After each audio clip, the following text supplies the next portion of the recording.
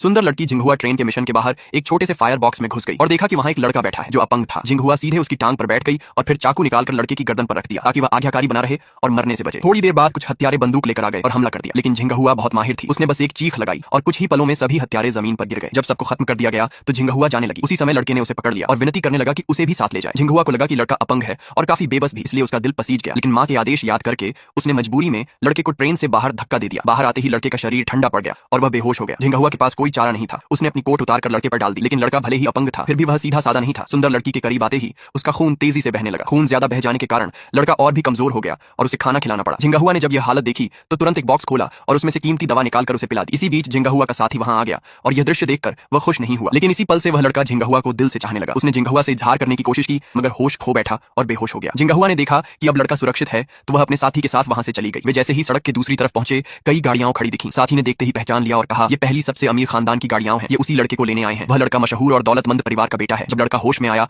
और उसे झिंगुआ नजर नहीं आई तो वह गुस्से से तड़प उठा। उसने तुरंत अपने आदमियों को आदेश दिया कि झिंगुआ को जल्द से जल्द ढूंढा जाए। वह उससे शादी करना चाहता था। अगले दिन झिंगुआ अपने मायके लौटी। वह इस बार बदला लेने आई थी। घर पहुंचते ही उसने देखा कि उसकी बहन बहुत खूबसूरत हो गई है और हैरान रह गई क्योंकि वही बहन उसका मंगेतर चुरा चुकी थी। झिंगुआ ने तुरंत उसे सबक सिखाना शुरू कर दिया, लेकिन अचानक उसके माता पिता अंदर से आ गए। जब उन्होंने झिंगुआ को अपनी बहन को सताते देखा तो उसके पिता ने गुस्से में उसे कोसा। माँ आगे बढ़ी और झिंगुआ को गले लगाने लगी। झिंगुआ ने झटके से खुद को छुड़ा लिया। उसे याद था कि इन्हीं माता पिता ने उसे मजबूर करके विदेश भेजा था। झिंगुआ के दिल में गहरा गुस्सा था। उसने कसम खा ली कि वह उन्हें कभी माफ नहीं करेगी, चाहे जान भी चली जाए।